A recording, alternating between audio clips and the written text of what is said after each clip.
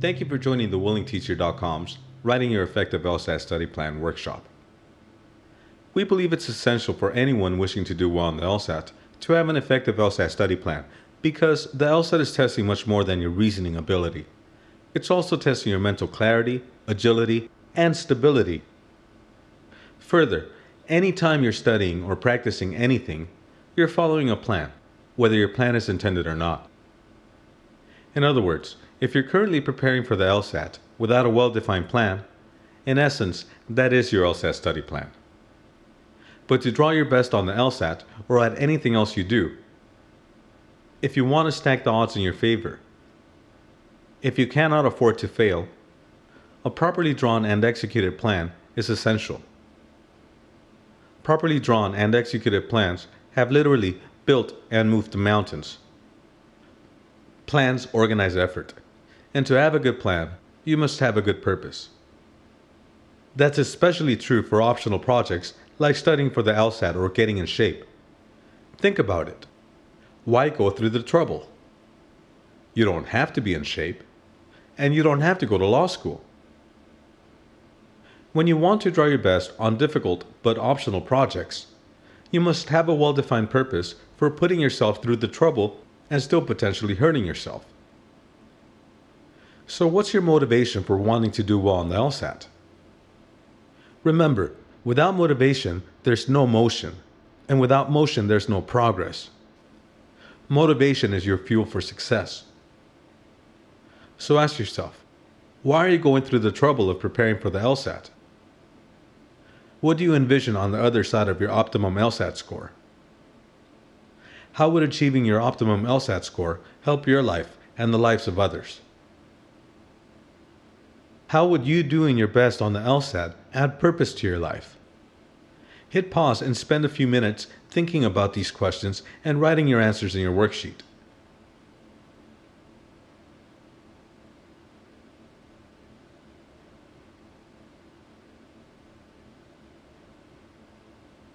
Attempting to achieve at the edge of our capacity is challenging and for many, too scary to try. But for the brave people that not only had the capacity to dream, but the guts to act, their imagination has been their limit. And I bet if they could, they would tell you that their self-defined purpose gave them the energy to carry on through adversity to their dreams. Now, if you ever get demoralized on your way to your LSAT potential, you can reread your self-defined LSAT purpose statement that you wrote just a minute ago. So the first element of your effective LSAT study plan is defining your purpose for taking the LSAT. After you define your LSAT purpose, you need to define your LSAT destination, your LSAT score goal. You should define two LSAT score goals, your desired goal and your required goal. If your goal were getting in shape, your desired goal may be to lose a certain number of pounds that you feel you could lose given your optimum effort. This is also the number of pounds that, if you achieved it, would make it difficult for you not to gloat. In terms of your LSAT score, your desired LSAT score is the score that you feel you could get given your maximum LSAT preparation expenditures and optimum test-taking conditions.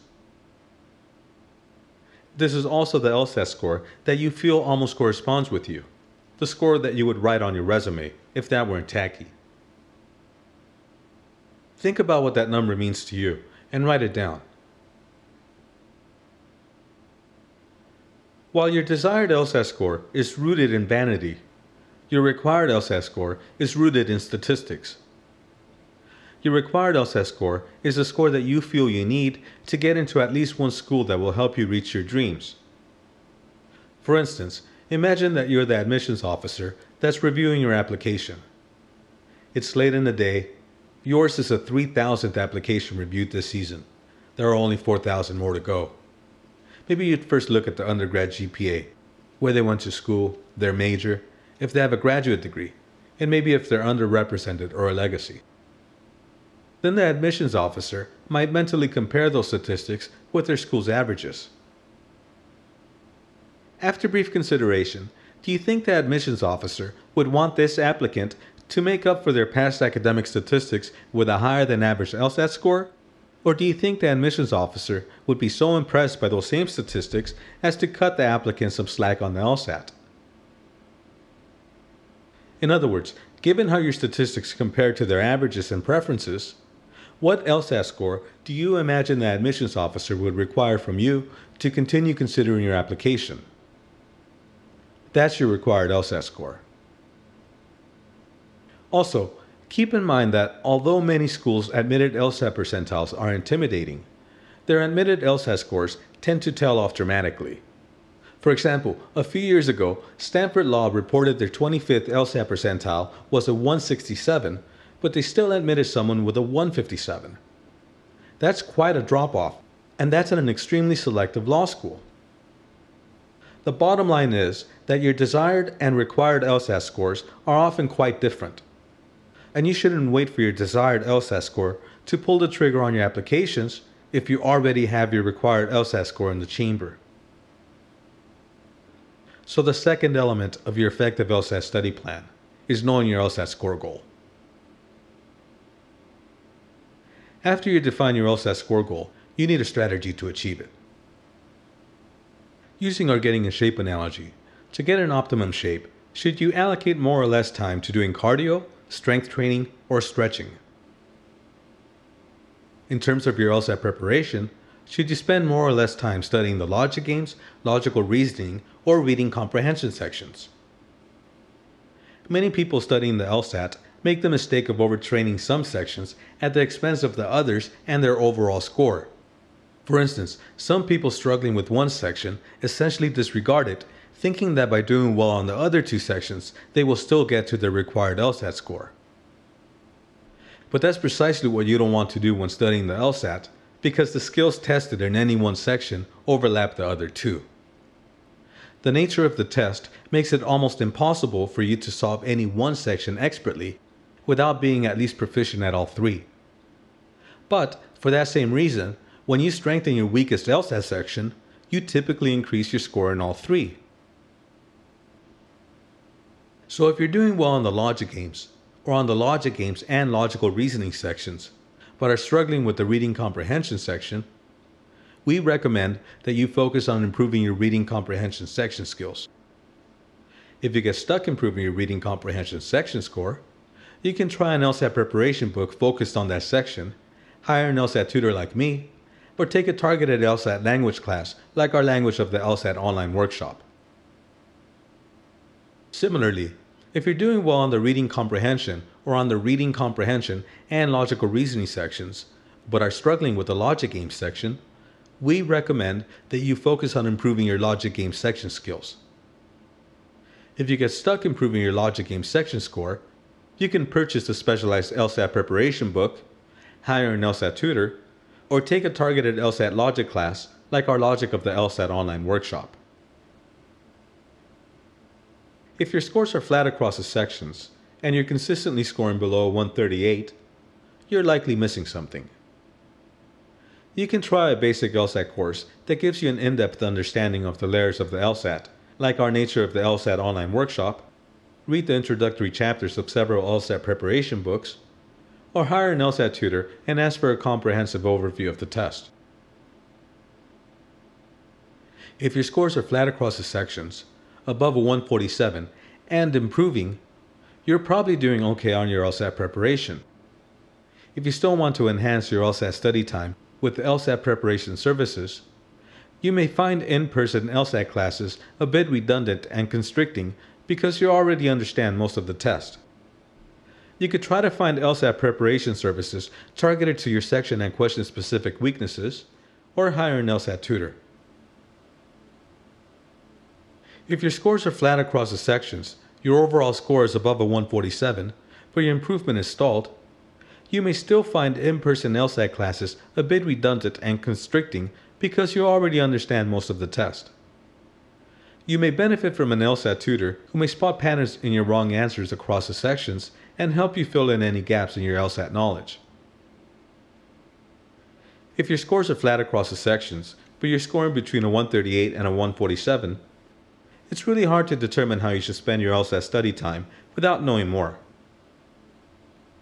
You could hire an LSAT tutor and ask them to assess your approach to the test, or you can call a company like ours and speak with an LSAT tutor for a few minutes.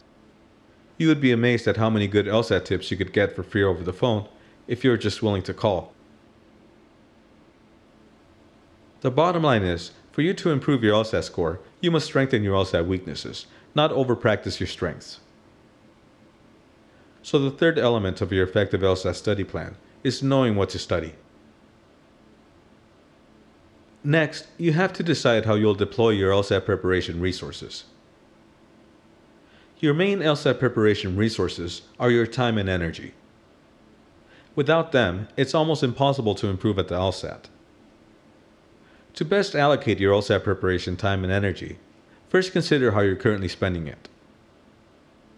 You can use the worksheets in your handout to help you, or you can jot something simple on your own. So first, inventory how you spent all 24 hours in each day this past week. Include things like eating, sleeping, working, commuting, watching TV, and anything else you do. The more detailed you can be, the better. If you want, hit pause now and fill out your worksheet. On the next worksheet, devise a schedule that makes ideal use of your time and energy to help you reach your LSAT potential. Flip back and forth between the two worksheets and try to capture all the minutes and hours that you think you could realistically devote to your LSAT preparation without severely impacting the rest of your life. You'll be amazed at how fast an extra 10 minutes here or there adds up to several additional hours per week. Plus, once you identify and allocate your LSAT study time, you'll have no problem finding things to learn. For instance, you could always spend a few minutes working on a hard logic game or listening to an online workshop like this one. Be creative in matching your day's energy with your LSAT study time. Make your ideal LSAT study schedule realistic and something you could maintain for several weeks or months. Make sure to account for work, your loved ones, eating, sleeping, and everything else you must tend to, but still try to find and block out as much LSAT study time as possible. How you spend your time and energy is probably the most important factor to how much you eventually improve at the LSAT. So hit the pause button now and spend a few minutes writing down your ideal but realistic LSAT study schedule. Once you're finished, tally the total amount of time you could devote to studying the LSAT per day and write it down.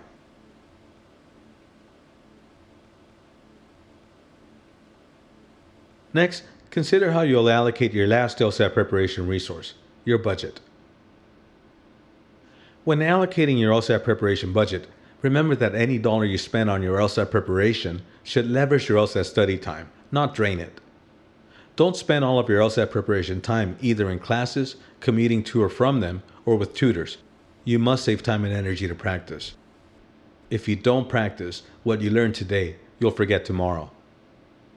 Make sure that how you deploy your LSAT preparation budget does not dictate your ideal study schedule. Also, consider what settings have helped you learn most in the past. Do you learn best in classrooms, or are you easily distracted people watching and socializing?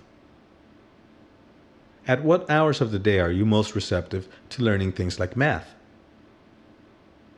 Look for LSAT preparation services that are willing to work within your ideal LSAT study schedule, not be demanding of it. Look for LSAT preparation services that will help you target your weaknesses, not overpractice your strengths. Remember, learning is about quality, not quantity. And your LSAT preparation options are broader than ever. Make sure that you spend your LSAT preparation resources of time, energy, and budget intelligently. So the fourth element of your effective LSAT study plan is how you allocate your LSAT preparation resources. Now all you have to do to turn your data into a plan is place it into context. We provide an LSAT study plan template in your handout to help you visualize one way to put your data into context, but you can easily create your own. To use our template, first fill out the obvious fields, like your name at the top of the page, your LSAT purpose on the left, and your required LSAT score. Then enter your most recent LSAT practice score breakdowns. You can circle the T, UT, or both next to your LSAT practice score to indicate if the scores are from a timed or untimed practice test, or is an average of both. In the rightmost box, you could write which LSAT section will get your focus that month and by how many points you will attempt to improve your score. You can use the colons next to each calendar day to input your ideal study time allocation that you identified a few minutes ago. You can also establish weekly goals to help you break down your monthly goal into more manageable pieces. For instance, if your monthly goal is improving at the logic games, you could establish weekly goals of improving at specific games. You can use the small box in each day of the calendar to tally how much time you actually spent studying for the LSAT that day. At the end of each week, you could assess what helped or didn't help you achieve that week's goal and try to better spend your LSAT study time the following week. When you are establishing your LSAT study plan at the start of each month, you should sign and date it as a symbol of your commitment. At the end of each month, you should do a thorough assessment of your LSAT preparation effort, including an assessment of how well your LSAT preparation resources help you achieve your month's goal. The best way to determine this is for you to take a new LSAT practice test and see if you met your score improvement goal for the month. If you failed to achieve your LSAT improvement goal and you feel that your LSAT study effort was adequate, you should consider reallocating your LSAT preparation resources the following month. If you achieved your month's LSAT improvement goal, try to identify which study methods or services helped you the most and allocate more resources to those the following month. You should also use your new LSAT practice score as the baseline to help you allocate your LSAT study time in the new month. You can print out a new LSAT study plan template each month and effectively start fresh. When you're consistently scoring above your required LSAT score during timed practice tests, you're ready. Don't be convinced by our major competitors that getting to an optimum LSAT state follows a magical schedule that was written before you were born. We all learn differently. True, some people may find our competitors' prescribed learning schedules ideal, but most won't. The fact is that, although we all have similar destinations, we all have different starting points. So, getting to our common destinations will require different paths. To improve at the LSAT, you must strengthen your LSAT weaknesses, not whatever is dictated by a schedule. If companies like ours are not helping you improve your LSAT score, fire them and find someone who could. Our LSAT preparation services carry a simple 100% money-back guarantee. Maybe our competitors do as well. The fact is, we know you can learn the LSAT because we understand that the LSAT is a rules-based test similar to many you take and pass on a daily basis. For instance, we know you probably have successfully driven a car or walked down the street. Therefore, you have successfully tested the same mental faculties the LSAT seeks: fully developed logical and analytical reasoning abilities. The purpose of companies like ours is helping you make the connection between the LSAT and the logical and analytical reasoning abilities that you rely on to support your everyday life. If you're struggling to improve your LSAT score, consider a company like ours that has made it its business to break down the LSAT to its root components and simply communicate how to solve it to you. Our lessons are structured around common LSAT weaknesses and designed to accommodate all schedules and budgets. Plus, none of our classes require prerequisites or future commitments. Remember, to do well on the LSAT, you should be the master of your LSAT preparation schedule, not a servant to our competitors or ours. How you deploy your LSAT study time, energy, and budget will impact by how much you improve your LSAT score. So make sure they're all pointing you in the right direction. Use your LSAT preparation resources to strengthen your weaknesses, not wear out your strengths. Allow your study plan and chosen LSAT preparation services to evolve with you, not constrict you. If your LSAT score is not improving, there's something wrong with your LSAT study plan. Fix it. Remember, a strictly followed simple plan is more effective than a rarely followed comprehensive plan. Make your LSAT study plan your personal commitment to achieving your best. Thank you very much for your time and attention. We hope you found this information useful and that it helps you achieve your LSAT potential and dreams. Remember, if you're struggling with the LSAT, thewillingteacher.com is here to help. Please call or write us with your questions or comments and for all your LSAT preparation needs. Thanks again for your time and energy. We hope you have a nice day.